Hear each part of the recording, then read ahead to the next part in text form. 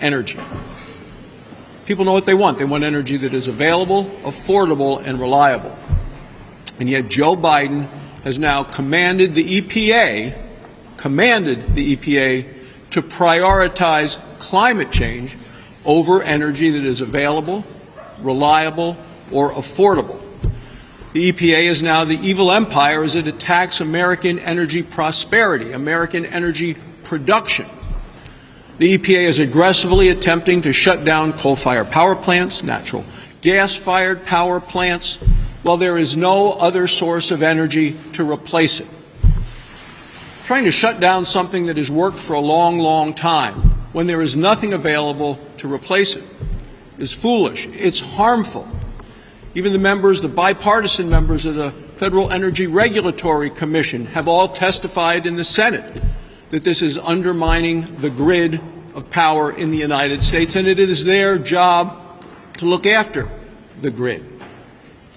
All across the country we're seeing areas, and this is a chart of summer grid reliability risk, elevated risk, large swaths of the country, elevated risk to our grid as a result of the administration, and what the President is doing is making it worse.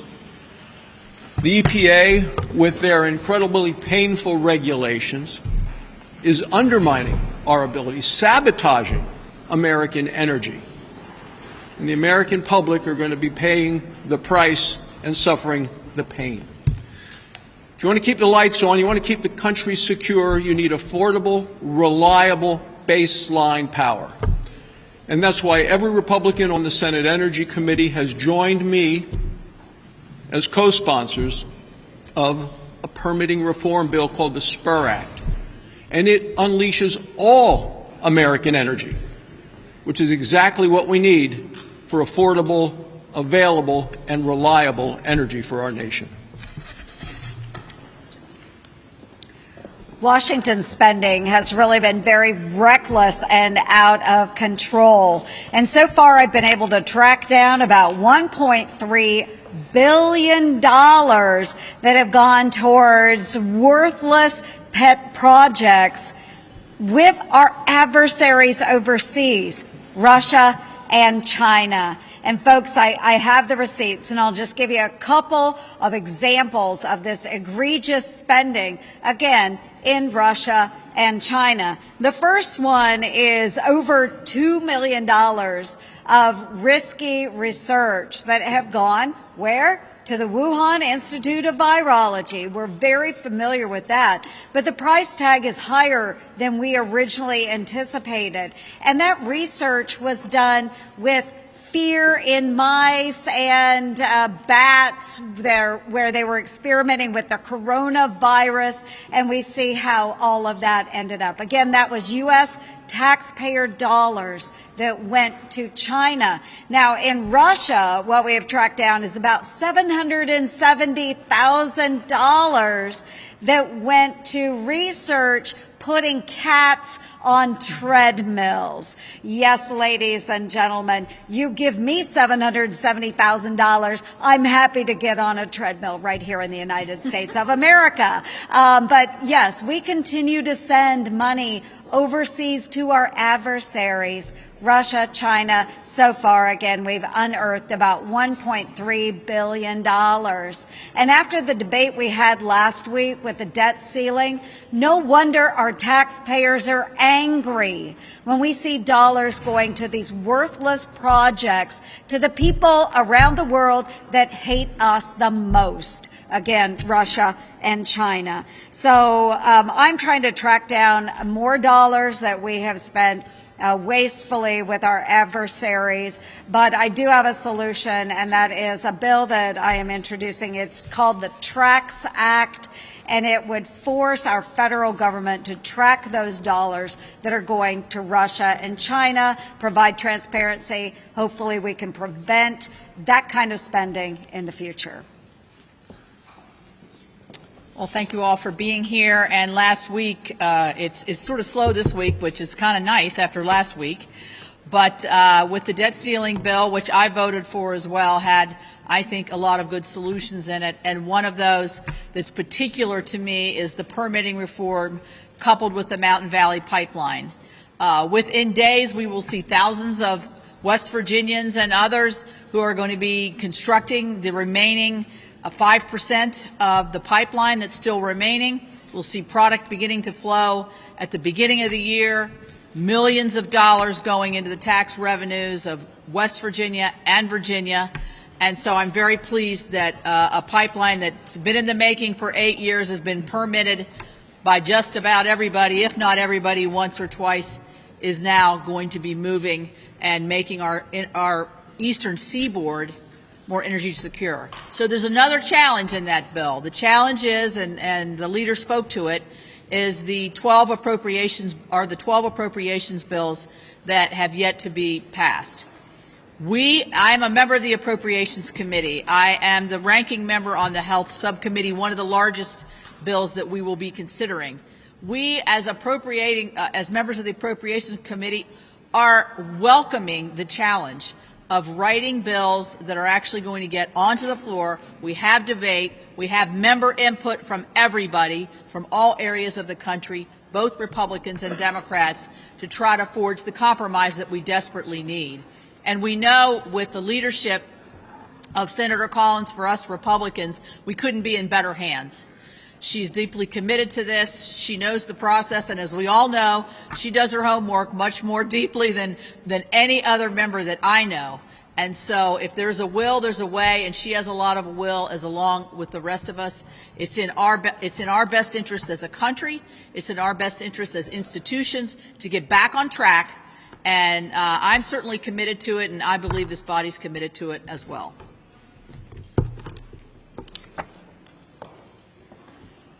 If you woke up in Washington, D.C. this morning, you might have awakened to the sound of birds coughing.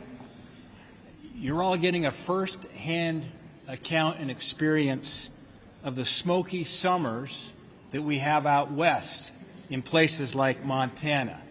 And it gets old real fast. Now, in this case, it's wildfires in Canada that are causing the smoke to hover over New York and coming down here in the Washington, D.C. area. So folks on the East Coast are as sick and tired of breathing the smoke as Montanans are during the summer months. Unfortunately, this is what happens when you have more lawyers in your forest crawling around versus loggers, and when your forests aren't managed properly. Washington bureaucrats and the court system in our country continue to give us policies that can result in air quality like this. But there's good news. We have a fix for this. There is a remedy. We need to fully and permanently reverse the disastrous Ninth Circuit Cottonwood decision. This is a decision from 8 years ago that we are still trying to make right. Now, here's the good news. The past 3 administrations, sportsman groups, conservation groups have supported this fix. The support is broad. It's bipartisan. In fact, it passed most recently through the ENR committee by a voice vote.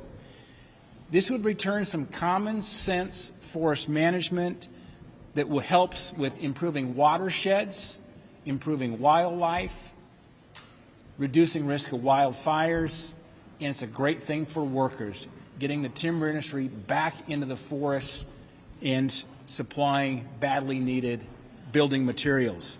The bottom line is this: we either better manage our forests or our forests manage us.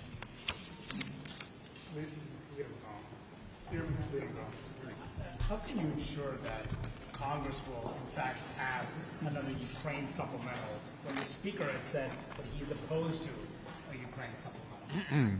Well, all I can tell you at this particular point is defense is radically underfunded related to the Chinese threat, and Ukraine probably will need additional assistance.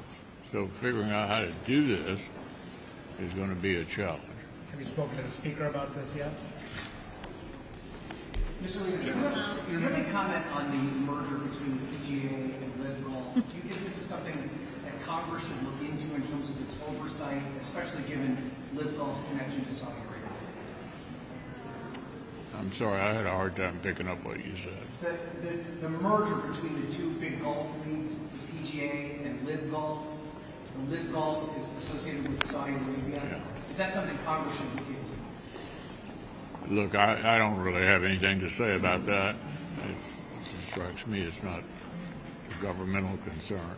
On AI, Majority Leader Schumer has put together this bipartisan task force, and they are going to have briefings for all senators on AI. What are your concerns as it relates to AI?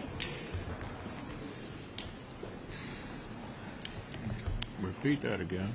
On AI, are you concerned at all about artificial intelligence, and what are your concerns related to that? How should Congress address it? What is my concern about? Artificial intelligence. About what? I had a hard time hearing your voice. Sorry about On artificial intelligence? AI? Yeah. Yeah, well, I think everybody's concerned about AI. The issue is what, if any, role does the government have to play here?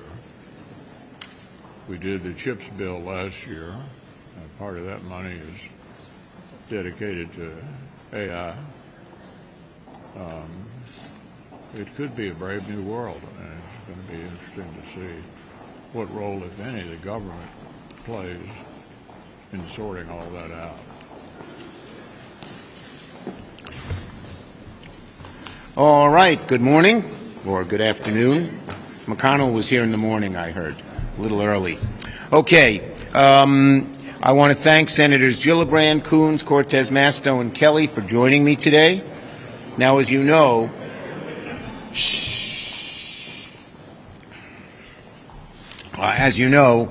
last week Congress passed legislation averting a catastrophic default, all while preserving the most important and consequential investments we've made through legislation like the CHIPS and Science Act, the Bipartisan Infrastructure Bill, the Inflation Reduction Act. Now money is going into these communities and revolutionizing towns throughout the country.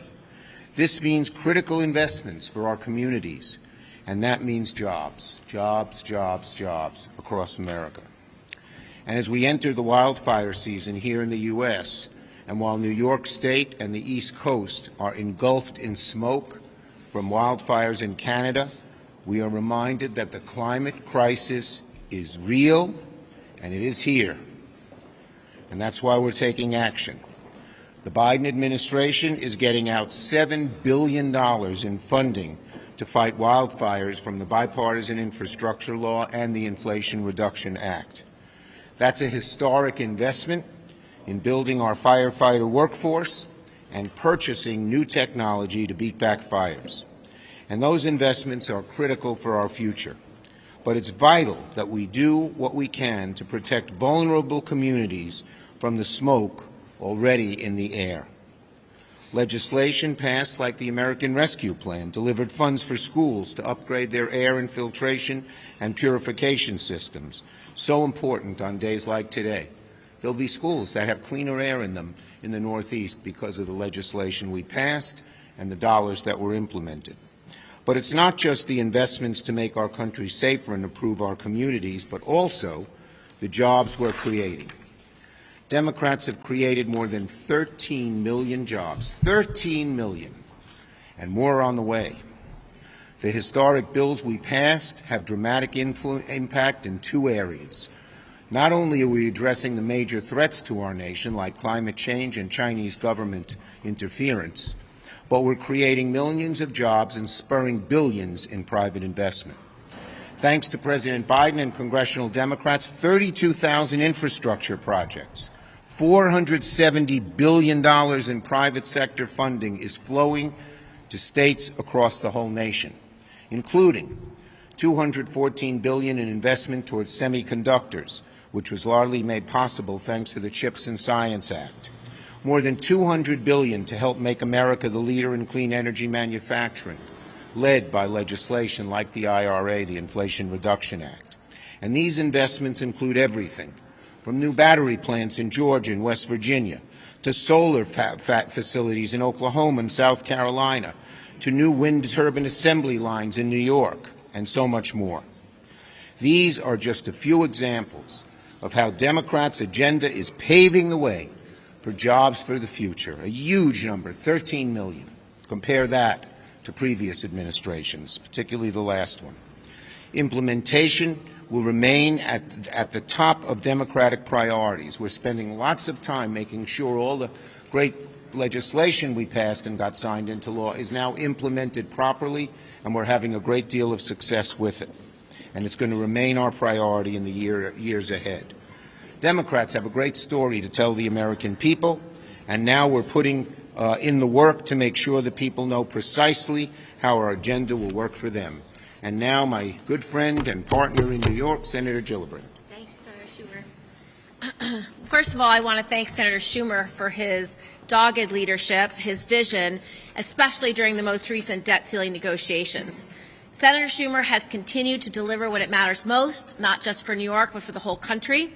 And make no mistake, where this place started with Speaker McCarthy's jobs killer bill to where it ended really made the difference. The fight wasn't easy, but we defeated McCarthy's bill and preserved the core of the Democratic agenda, the job creation agenda. The American people sent us here to fight for them, to help build a better future for their families. And that's what we've been doing and fighting for since day one, to grow our economy, create jobs, and bring opportunities and revitalization to all communities. Thanks to President Biden's leadership, New York has already received billions of dollars in funding to create jobs, invest in domestic manufacturing, and rebuild our crumbling infrastructure. The CHIPS and Science Act brought massive investments to New York's semiconductor manufacturing industry and encouraged private companies to invest billions of dollars into a 21st century economy and industry. Following its passage, Micron announced plans to build a $100 billion mega complex of chip plants near Syracuse. Our state also received increased funding to rebuild our infrastructure. Senator Schumer and I were just in Buffalo with Secretary Buttigieg and Governor Hochul to announce $55 million in funding to construct a new highway, cap and tunnel over the Kensington Expressway, the construction of which originally divided the Buffalo community, displacing residents and cutting workers and businesses off from the local economy. That $55 million will help reconnect divided communities, provide residents with greater access to green space, amenities, and jobs. Most importantly, this funding will create more jobs. I am very grateful that key provisions from my Build Local, Hire Local bill was added to the bipartisan infrastructure law. It encourages state and local governments to hire local workers to do this work. It can right the wrongs of the past. It can benefit those who need the most help. And when we train and hire local workers, we create an entire generation of people trained to build and maintain our infrastructure moving forward. We create better opportunities for generational wealth building in underserved communities. And we lay the foundation for a stronger workforce in the future. Since its passage, the Biden administration has awarded over $220 billion in funding in the bipartisan infrastructure law, aimed at repairing roads and bridges, delivering clean water, deploying high-speed internet, rural broadband, and building clean energy transportation infrastructure. Roads, bridges, jobs, that is the Democratic agenda. Thank you, Senator Gillibrand. Next we have Senator Coombs.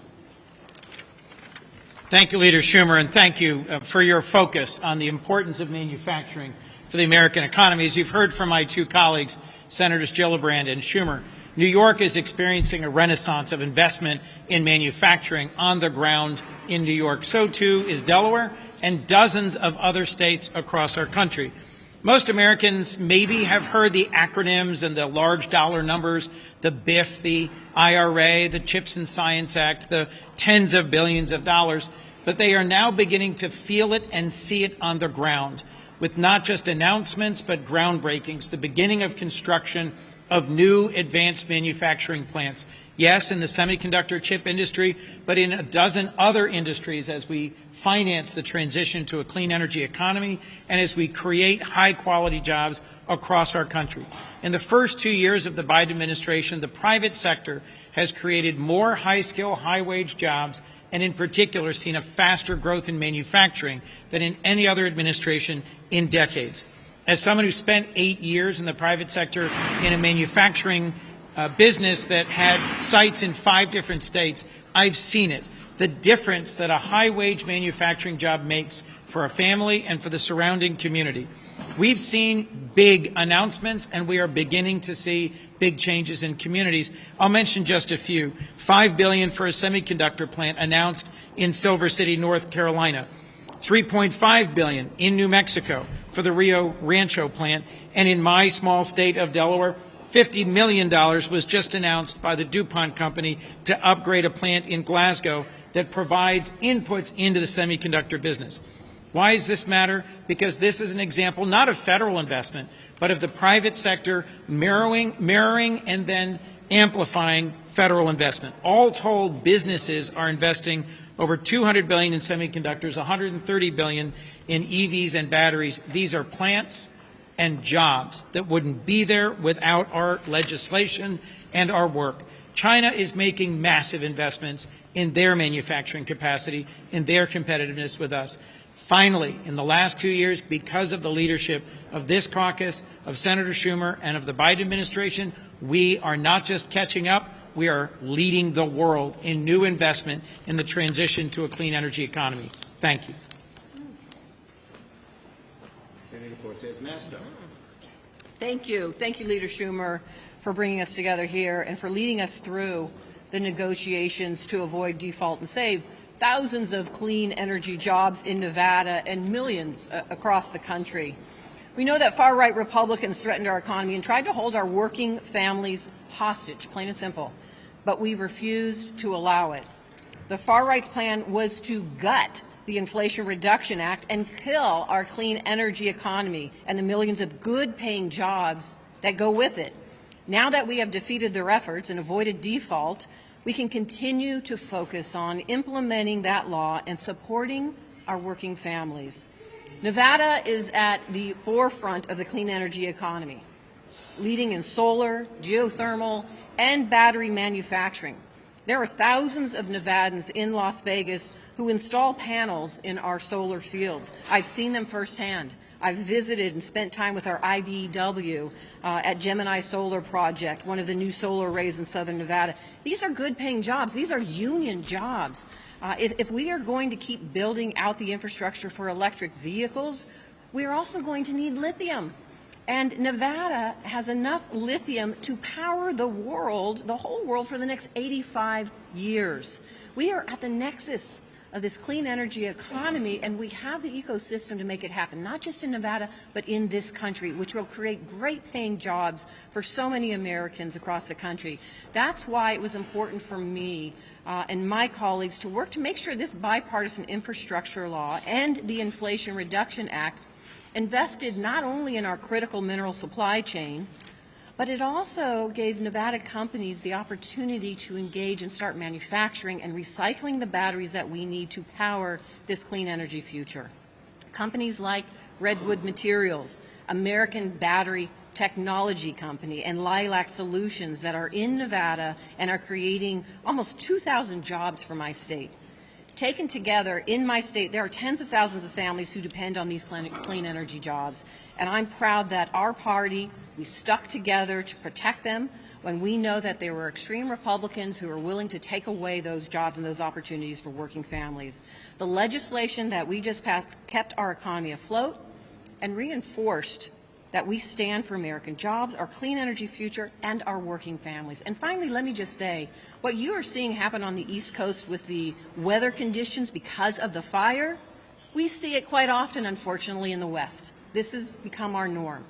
And it was important for all of us to fight in that bipartisan infrastructure package for that $8 billion. It is now being implemented in this country to address the wildfires that we see in the United States. We need to do more to address the prevention piece of it, the suppression, utilize the technology that's out there like wild alert cameras that we use in the West, as well as the remediation now when their fire has occurred in so many of our states. This is what's happening, and it's because the Democrats came together to really support long-term, not just overnight, but long-term funding to address these issues in the infrastructure package. I am proud the Democrats, and working with them, we were able to deliver for our working families in this country. So thank you. Thank you, Senator Cortez Masto. Last but not least, Senator Kelly. Thank you, Leader Schumer. Thanks for bringing us together here. Over the past couple of years, we've seen some big and real impacts to our country, but also in Arizona, where the legislation we've passed has had a really big impact. We've got a drought going on in the West. It's been going on now for 20 years. It's the biggest drought that this part of the planet, the worst drought that we have seen, that we know about for over 1,000 years. And the challenges that the West has faced because of this are great. Colorado River supplies 40 million people with water. It also helps grow a large portion of our food supply. Now, we worked to get the funding into the Inflation Reduction Act for water conservation, significant funding. And we also work closely with states and the Bureau of Reclamation. And I want to highlight a couple individuals here that was so critical to helping us address this problem, and that's Commissioner Camille Touton from the Bureau of Reclamation and Deputy Secretary Tommy Boudreau of the Department of Interior. They helped us maximize the resources that we put in the legislation. And this has already paid off. I mean, just a couple of weeks ago, the lower Colorado River Basin states announced a proposal that's going to conserve 3 million acre-feet of water over a 3-year period. Now, that was only made possible by this legislation. And it goes a long way to helping us address this problem. Now, I imagine folks would also expect me to talk about chips, which I often do. Semiconductor chips is a big deal in the state of Arizona. But I want to highlight another industry that's growing in Arizona because of legislation. A couple of weeks ago, I visited a company called Li-Cycle. Secretary Granholm came with me. It's in Gilbert, Arizona. And it's also addressing the need for lithium. Now, Senator Cortez Masto mentioned that the state of Nevada has a lot of lithium. The other place we have a lot of lithium is in batteries already. And what this company does is they chop up existing batteries, car batteries, cell phone batteries, laptop batteries, storage batteries. And they extract the lithium, the cobalt, the copper. And these are the things that really strengthen our domestic supply chain and helps us reduce our reliance on foreign-sourced critical minerals, minerals that often come from China. Now, this company has received a loan from the Bipartisan Infrastructure Law to build a facility that is going to help us meet a lot of our needs. It's a big win for our country. But in the state of Arizona, in addition to chips, we're seeing a growing number of battery manufacturers coming to our state. LG, Core Power, American Battery Factory Company, Heritage Battery Recycling, they are all choosing to build facilities and expand in the state of Arizona. So we're going to keep working on this. I mean, we've got tremendous opportunities over the last couple years. That's going to continue in the future, and we're going to continue to work to make sure that we solve some of these climate issues, but at the same time address our energy needs and our supply chain vulnerabilities from getting critical items from across an ocean. Thank you. Thank you. And as you can see, our caucus is making a very, very strong and I think successful effort to let the American people know all the good things that we've done and how they're affecting them on the ground. Yes. Thank you, Leader Schumer. 2 questions, one for you and the second for me. One question. Pick one. What is your reaction to the merger between the PGA Tour and Live Golf, the latter which is funded by the Saudis? Well, look, I leave it up to the professionals there to figure out what's best for golf. Yes. Do you still plan on bringing a resolution to the floor condemning the defunding of DOJ and FBI? What's the timing on that? And do you think House Republicans are still serious about doing that defunding of law enforcement? Well, if you've seen the kind of votes that have been taken, we have shown as a Democratic caucus how strongly we feel about funding the police. And you've also seen the Republicans have made it clear in many of their proposals that they want to decrease that funding. So we think they've made it very clear. In their original bill, they cut law enforcement funding by a tremendous amount in the House bill. Look, she's a great nominee, and we're going to do everything we can to help her get confirmed. Yes? There are several vacancies for the Joint Chiefs coming up at the General Brown, of course. Assuming Senator Tuberville does not release his full, are you going to schedule for time to... Look, I think what Senator Tuberville has done is just awful. We believe that Republican senators, if they care about national security, but should be putting pressure on him to release those holds. What he's doing is very damaging to our security. Yes, next. Do you have a plan B there if Republican senators are pressure on him? Do you plan to bring any of those nominations to the floor? Bottom line is that this is a disgrace, what he is doing. It's risking our national security, and it's up to the Republican caucus to reject what he has done. Yes.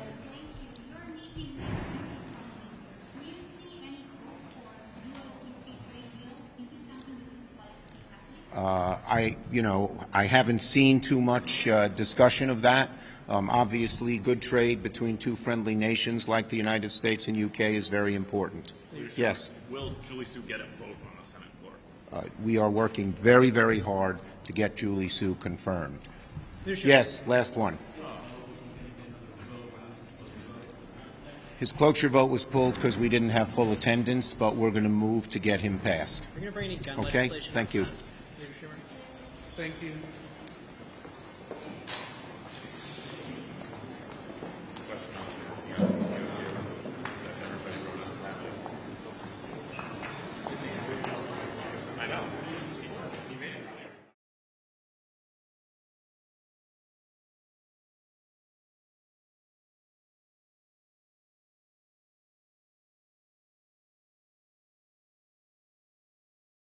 A Russian man claiming to hold top-level secrets about Russian advanced bombers has just turned up at the U.S. southern border, seeking asylum. The man claims to have been an engineer at a production facility over in the city of Kazan, and he says that he possesses top-secret information about the White Swan Tu-160, which is the most advanced bomber in the Russian arsenal. U.S. border officials, they interviewed the man, and they determined that his story was in fact credible and eventually passed him off to the FBI, who are still in the process of interrogating him right now. However, analysts have pointed out that the fact that the story was even leaked to the public is an indication that perhaps the American government is encouraging other Russians who also hold top-level secrets to also escape to America. And if you thought that was interesting, well then you should click on that button below this video and check out Epic TV, one of the best no-censorship video platforms on the internet. On there you will find awesome programs like American Thought Leaders. We've now been, for 2 years, trying to obtain the unredacted emails. We're down to the last 50 pages. So that's where all the incriminating evidence is. Crossroads. One of the big things happening right now is what's taking place with Russia and China. Counterpunch. You will see information you've never seen anywhere else. Facts Matter. I'm your host, Roman from the Epic Times. Stay informed, and most importantly, stay free. As well as a plethora of great documentaries, wholesome movies that you can enjoy with your whole family. If I reach 1 hour, I accomplish something. Cooking programs, and my absolute favorite, programs about traditional art and traditional music, which can honestly uplift your mood and fill you with hope for the future.